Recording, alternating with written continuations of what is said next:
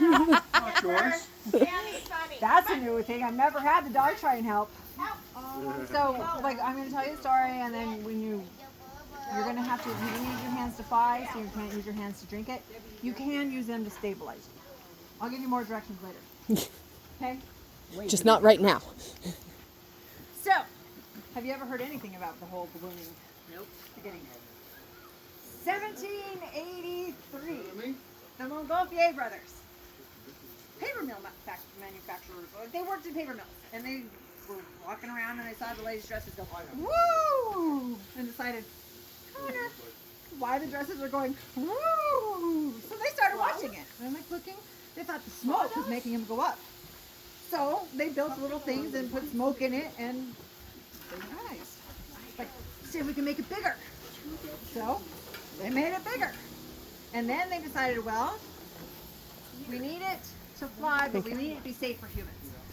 So the first flight, they got a bigger balloon, or a bigger paper No, thing, just and they said, let's put some animals on it. So they put a duck, quack, quack, quack. a sheep, and a deer. I think the rooster's my favorite one. They chose the rooster because it's a non-flighted bird. They chose the duck because it's a flighted bird. And they chose the sheep because it's mostly like humans.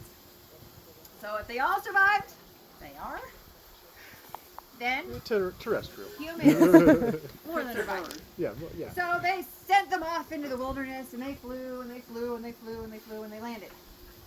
All walked away except for the duck had a broken wing when the sheep fell on it. Ballooning's first crack up. You would like those dad jokes. I did not come up with this joke. Beth has told this joke more than once. She heard it from Paul. And then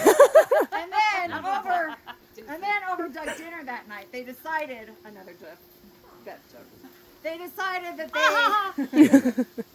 they should try and do it at a bigger scale with humans. So they built a bigger balloon, and they went to King Louis and said, hey, give us some of your convicts, and we will send them off into the no man's land. And if they survive, then we'll send some real people. And Pilatre de Rosier said, wait. Ooh, listen to that accent. He said, wait, do you really want the first flighted man to be a convict? Like, well, It's embarrassing. no. So Pilatre de Rosier asked his friend Jacques something, I don't remember his whole name, that they actually weren't friends. Marquis de Laurent. Jacques Marquis de Laurent. Beautiful. They were not best friends. They never met. They decided, let's do this. So they got on the platform, and they put so much smoke on there because it was smoke that made it rise. So they put on all of their trash and all of their garbage and their poop and their anything and everything that would make it smoke. Michelin tires. Michelin, yes, definitely got the Michelin tires. They got all of that smoke up in there, and it was all smoky, and they launched. It was a fairly windy day. So they got in the air that's out of Paris, and they went. And they went.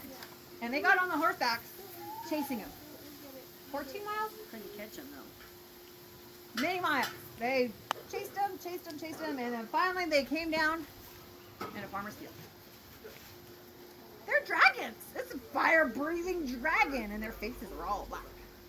So they landed. I don't have a bottle of champagne. They landed It is a champagne. in the middle of a field, and these farmers came after them with pitchforks Uh-oh. and tore up the whole balloon because these fire-breathing dragons. But what saved them was the champagne that King Louis XVI and his little seal on his champagne. That saved them from being killed. And that is why we have champagne in ballooning. And then the next year, the lady said, hold my beer, I can do this better. First Lady Flight, 1784. By Elizabeth Dibble. Dibble. Dibble? Dibble. Pebble. it's spelled Thibble, but it's pronounced Tibble. I thought it was Thible. Sybil. It is. I'm gonna send you Y'all pretty much just said the same thing. So, after the Irish, or after the Parisians had, or the French had their fun ballooning and champagne in the morning, the Irish said, champagne, drinking in the morning. Woohoo! I'm on this. Are you Irish? Scots Irish, actually. As am I. That's why it's McMahon and not I'm McMahon. Flanagan. Probably won't be able to taste it. That's why I spent my whole life correcting everyone's pronunciation to McMahon. Making my life like horrible. The oral history right there in the name. Taste anything. The Irish came up with a beautiful prayer. They did. They did. So everybody that knows the prayer will recite it, and then after that, I'll give you more directions. Okay? Ready? The winds have welcomed you with softness. The sun has blessed you with its warm hands. You have flown so high and so well that God has joined you in laughter and sent you gently back into the loving arms of Mother Earth. And the crew! Okay. So as I said, you have to bend down and take a drink, but you cannot use your hands. I find it's always easier to choose the nearer side because if you do the farther side, it just goes down your whole tummy. Yeah, I would think that And would it be doesn't go in your mouth, and, Yeah. and it makes a mess. And So if you finish bad drinking it all without spilling it, your next flight's going to be beautiful. Okay. Okay? this one was beautiful. Ready?